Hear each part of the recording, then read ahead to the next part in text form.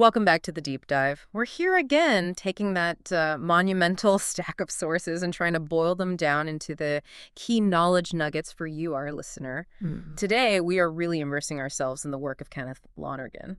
If you want to understand, I mean really understand, the art of showing complex, messy, deeply human emotions on stage or screen, well, Lonergan is your guy. Absolutely. Lonergan, born 1962, New York City. He's not just a writer. He's a whole career study in artistic synergy, isn't he? Yeah. He is the definition of a multi-hyphenate, a master storyteller known for exploring, and I think this phrase nails it, complex emotional and interpersonal dynamics. He does what's so hard, showing the gap between what people say and what they actually, feel underneath. And it's clear right away from the sources we're dealing with someone who just refuses to be put in a box. He's a playwright, Pulitzer finalist level, Right. Oscar-winning screenwriter and director. And yeah, sometimes an actor himself. He really is the complete package. And the awards kind of back that up, that breadth. You've got an Academy Award, a BAFTA for film, but at the same time, he's got nominations for 3 Tonys for his stage work, those revivals. It was a Pulitzer finalist for drama. I mean, when your career spans the Oscars, BAFTAs, Golden Globes, Tonys, you're not just doing a lot. You've mastered totally different ways of telling stories. So our mission today is to trace this really fascinating journey. It's sometimes bumpy, right? We'll start with those deep, kind of gritty New York theater roots. We'll look at that signature style, how you can often just hear it's his dialogue. And crucially, we can't skip over those legendary post-production battles, the ones that nearly swallowed some of his biggest film projects. It's a real roadmap from off-Broadway angst, you could say, to global recognition. Okay, so let's unpack the beginnings. Kenneth Lonergan is just fundamentally New York, born in the Bronx, raised in an environment that almost seems, I don't know, perfectly engineered to produce a writer obsessed with psychological detail. It really does. It's that classic New York intellectual background, isn't it? Born to a psychiatrist mother and a physician father. His mother's Jewish, father of Irish descent. Right. But the detail that really jumps out, and maybe we'll circle back to this, is his stepfather, Michael S. Porter, a Freudian psychoanalyst. Ah, okay. Yeah. That closeness to the sort of mechanics of the subconscious, the careful digging into trauma, it just feels like it's baked into the DNA of everything he writes. You can almost feel that, can't you? That exposure to analysis, the idea that there's always something unsaid, maybe repressed, driving how people act.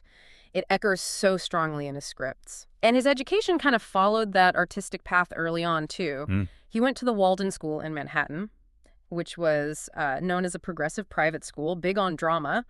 And he started writing there as a student. And then he really followed the dedicated playwright route, trained seriously at Wesleyan University, focusing on playwriting and directing, then on to the NYU playwriting program, which is pretty rigorous. So you combine those institutions with his time at HB Studio and being a founding member of the Naked Angels Theater Company.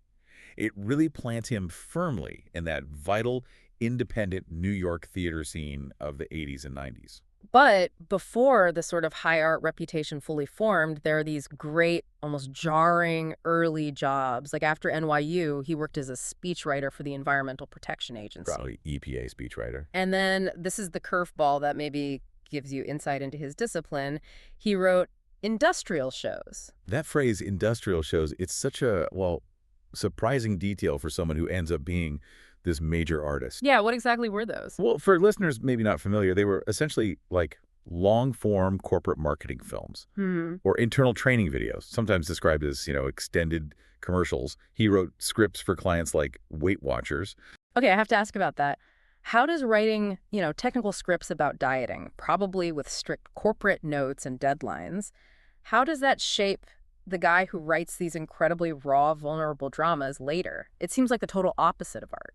I actually think it serves him, maybe profoundly. That kind of commercial writing, it demands extreme clarity, rigid structure. You have to hit specific points in a set time. It's pure discipline. Okay. It teaches you how to churn out compelling dialogue on a deadline, even if the subject matter is totally functional. Yeah. It sharpens that technical engine, which maybe frees him up later to just focus on the emotional truth because he knows he can structure a scene effectively. It's that practical grind, before the artistic freedom. That makes sense. And the first big artistic nod came pretty early on, didn't it? While he was still an undergraduate, 1982. His first one-act play, The Renning's Children, got picked for the Young Playwrights Inc. Festival. Yeah, which was co-founded by Stephen Sondheim. Wow. That's immediate high-level validation right there. Huge validation. And that potential really exploded in 1996 with This Is Our Youth. His first major theatrical hit premiered off-Broadway. The play is just this beautifully specific snapshot of three young adults, Dennis, Warren, Jessica, navigating their sort of deep-seated malaise and disillusionment in 1980s New York. The city itself feels like a character in their struggle, trying to find who they are, often through really bad decisions involving stolen money and drugs. And what often gets overlooked about that original run is the cast it launched. Mark Ruffalo, who he'd work with again in You Can Count on Me. Yep, Ruffalo was in it, along with Josh Hamilton, serious acting talent right from the start. And the critics, they immediately picked up on Lonergan's biggest strength, the thing that lasts, his dialogue. Absolutely. Greg Evans at Variety noted the conversation was finely written and that Lonergan's ear is unfailing. And the key is, the dialogue isn't polished. It's conversational, right? Full of interruptions, people talking over each other, non sequiturs, jokes that kind of fall flat and veer into something heavier. Yeah. That ability to capture how people actually talk, especially when they're trying desperately to avoid talking about something painful, that's what defines his realism. So if This Is Our Youth kind of established Lonergan's voice, that sound of young, maybe privileged New Yorkers wrestling with their own morality, his next big one, the Waverly Gallery in 2000, really cemented his focus. The complexity of family dynamics across generations and the tragedy of memory loss. This one's seen as his definitive stage breakthrough, right? And it's deeply personal, based on his own grandmother's art gallery in Greenwich Village. Exactly. The whole story revolves around a family trying to cope with the matriarch, Gladys, who's in those heartbreaking early stages of dementia. It's just a profoundly intimate look at decline. It sounds incredibly difficult to watch, but also necessary. What makes it so powerful, I think, is that it refuses easy sentimentality. The family members, the daughter, the grandson who narrates there, frustrated. They're loving, sure, but they're also deeply imperfect in how they handle Gladys's deterioration. They're not saints. Not at all. And Gladys isn't just a victim either. She's still vibrant, demanding, but also, slowly vanishing. It's complex. It must demand incredible realism, that verisimilitude, in both the writing and the acting.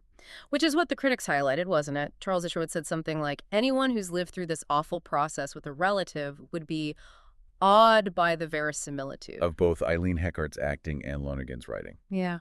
It's that raw, painful honesty, capturing the moment-to-moment reality of this kind of mundane tragedy. That's what pulls you in. And the ultimate proof of its depth. It was selected as a finalist for the Pulitzer Prize for Drama.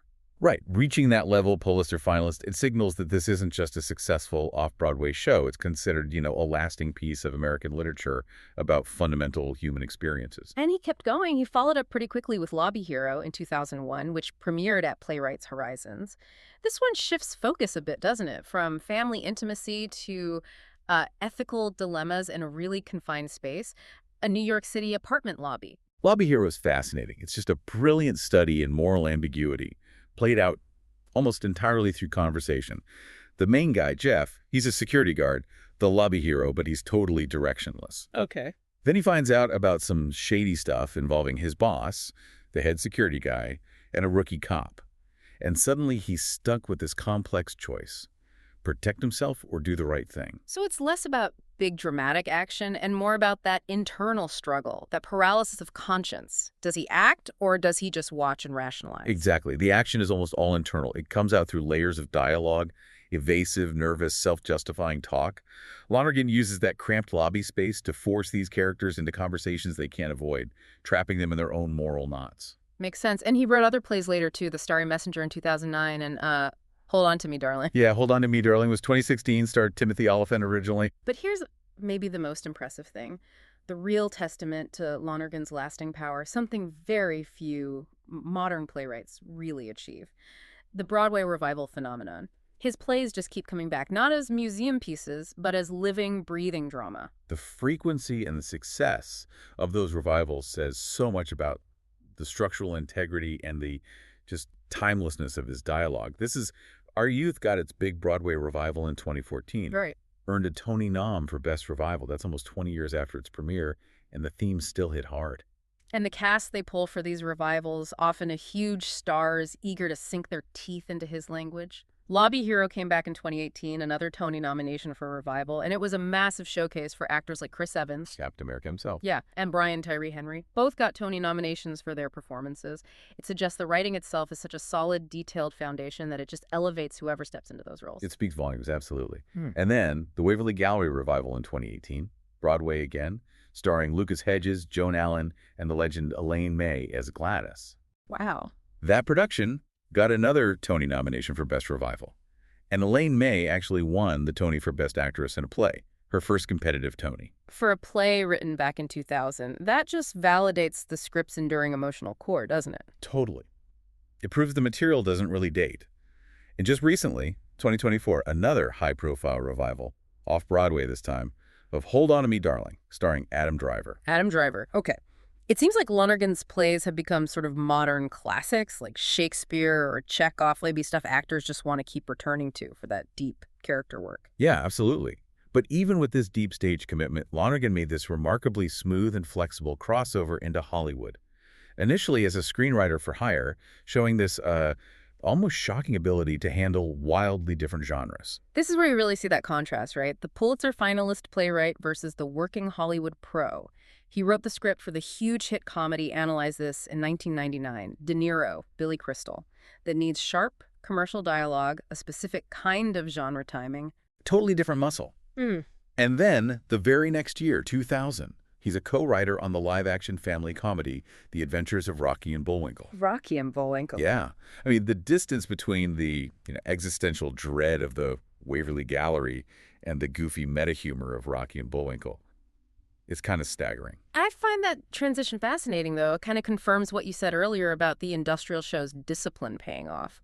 He could just deploy his writing skills effectively, efficiently, across whatever the industry threw at him, proving he wasn't just like a niche arty dramatist. Exactly. He had the commercial chops. Yeah.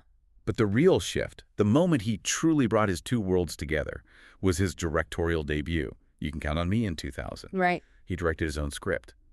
And he brought back two key people from his theater world, Laura Linnea and Mark Ruffalo, playing these deeply flawed siblings grappling with life after their parents died. And the film was a massive critical success right off the bat. Huge. Sure. Earned Lonergan his first Oscar nomination, Best Original Screenplay. And the sources just list this incredible sweep it made on the indie circuit. Independent Spirit, LA Film Critics, National Society of Film Critics, New York Film Critics, Sundance, Toronto, Writers Guild. They all recognized the originality, the emotional honesty of that script. And it was also really key here is the immediate buy-in from established masters. Martin Scorsese was the executive producer on You Can Count on Me. Scorsese, wow. Yeah, that connection is significant because Scorsese, he values complex, character-driven stories, even within big genre movies. And that partnership led straight into one of the biggest historical epics of that decade, didn't it?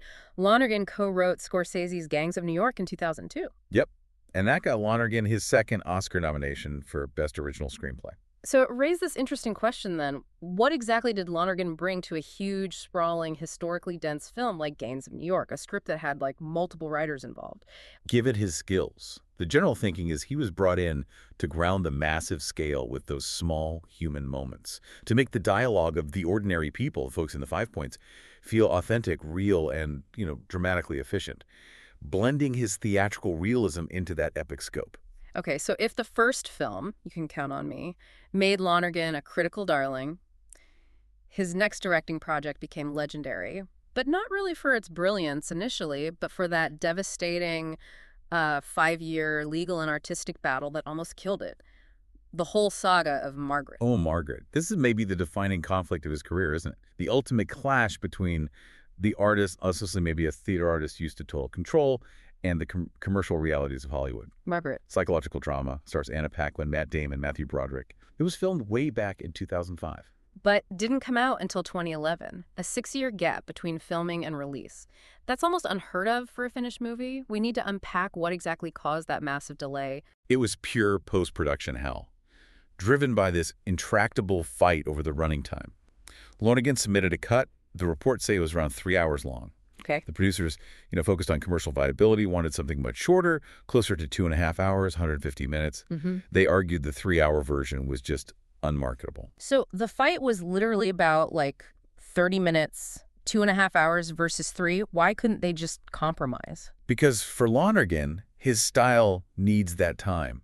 It relies on letting awkward moments linger, letting characters stumble towards realizing something emotionally, including dialogue that might seem extra, but actually builds the messy texture of real life. Right. Cutting 30 minutes wasn't just trimming fat for him, it was sacrificing the core realism he felt was essential. So this led to multiple lawsuits, several different editors being brought in, none of whom could create a cut that satisfied everyone. That must have been just creatively crushing. The sources paint it as a real battle of wills, forcing the artists into courtrooms to defend aesthetic choices.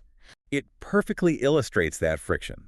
Lonergan's deeply empathetic, complex vision smashing up against the studio system's need for efficiency, for broad appeal. He wasn't just fighting for scenes, he was fighting for the pacing, the emotional weight that defines his whole approach. But what's so fascinating is how it ended up. The critical vindication, eventually. Despite the messy rollout, the film got barely any marketing, often played in really limited release in that shorter cut.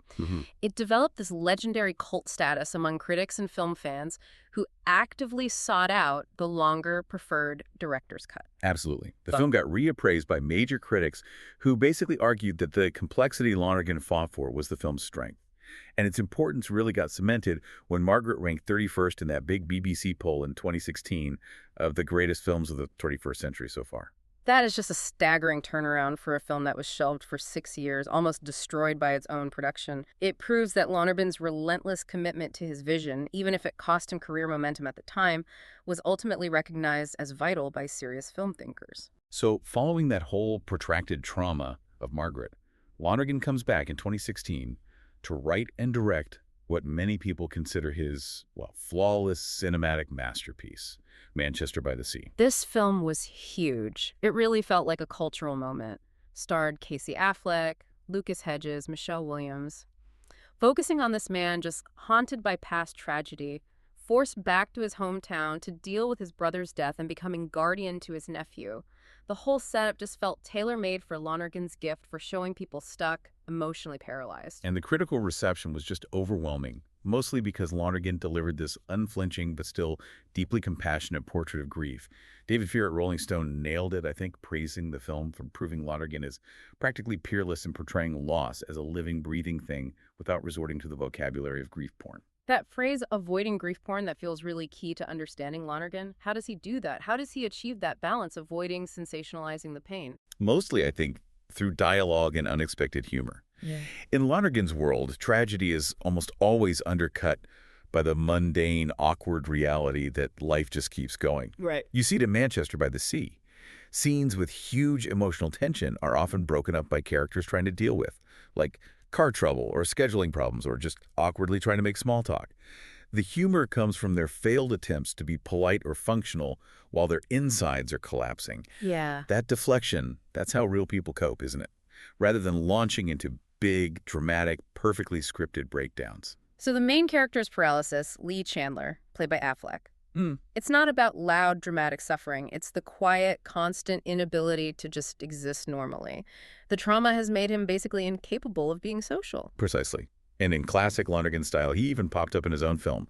A tiny role, listed as just a Manchester pedestrian. Oh, really? Yeah, he stays involved in his own universe, even in these tiny ways. And this film, Manchester, it really represented the peak, didn't it? Where his commercial success and critical acclaim totally aligned. It led to that huge awards haul that just cemented his place in film history. Oh, absolutely.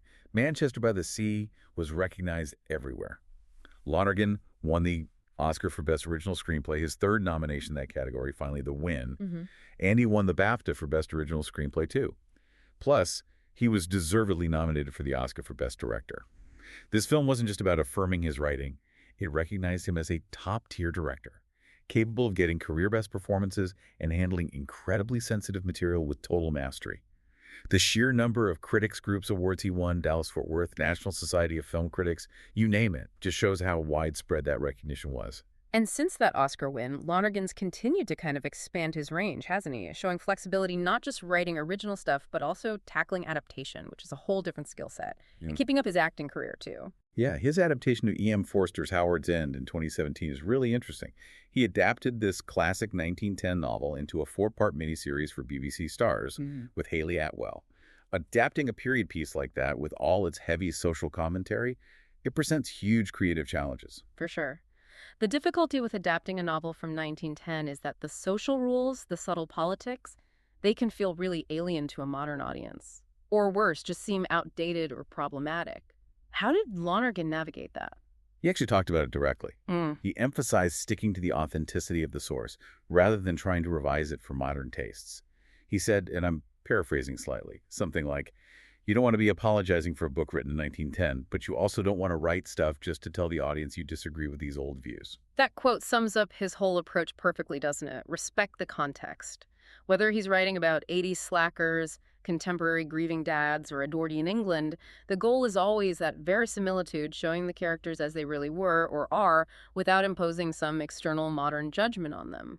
Exactly. And we also see Lonergan still popping up in supporting acting roles, often collaborating with other directors known for sharp dialogue. Yeah. In 2022, he played Dr. Hookstraten in Noah Baumbach's White Noise. Oh, yeah, I remember that. Kind of an intellectual eccentric type. And more recently, he was Herbert Greenleaf in that amazing Netflix series Ripley in 2024. Even when he's just acting, he tends to play these roles with a kind of intellectual weight or maybe quirky, slightly off-kilter characters. It fits the Lonergan persona somehow. He does. And circling back to his directing reputation, Justin Chang at Variety noted that Lonergan is always a superb director of actresses, specifically pointing out how he gives the women in his ensemble their due in Manchester. And we definitely saw that with Elaine May's Tony win for Waverly Gallery. His skill with actors, especially actresses, it really flows from the strength of the roles he writes. The characters are just so richly drawn, so emotionally resonant on the page, that they become these powerful vehicles for performance.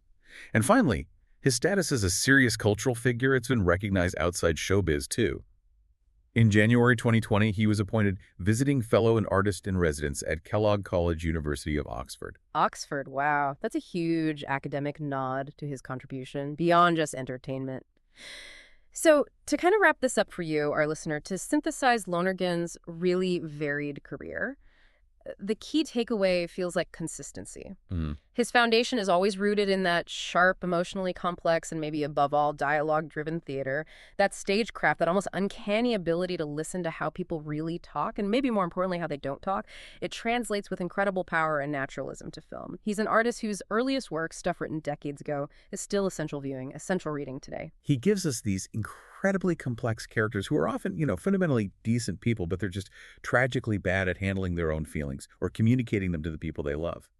The defining mood in a Lonergan piece is often that awkward, stumbling attempt at connection or maybe reconciliation that ultimately just fails, leaving the characters in this profound, quiet isolation. And it's his refusal to judge these flawed people that makes the work hit so hard. And that deep compassion, that non-judgmental eye on broken families, repressed feelings. It brings us back to that final provocative thought we want to leave you with. We mentioned it way back at the start, that key biographical detail. Lonergan's stepfather was Michael S. Porter, a Freudian psychoanalyst. Right. And when you look across Lonergan's career, from the generational pain in the Waverly Gallery to the emotional shutdown in Manchester by the sea, you consistently see families battling these deep, internal, often totally silent traumas. They're constantly doing psychological work, but they're doing it badly, stumbling through repression and avoidance. The sources suggest his characters are often performing a kind of Freudian acting out right there on screen or stage, desperately trying to process what's buried, what's too painful to actually name. So does that intimate maybe secondhand knowledge of psychoanalysis? Does that inform his uniquely compassionate approach? I really think it might be the secret ingredient. It feels like spending a life adjacent to that deep psychoanalytic thinking trained Lonergan's ear.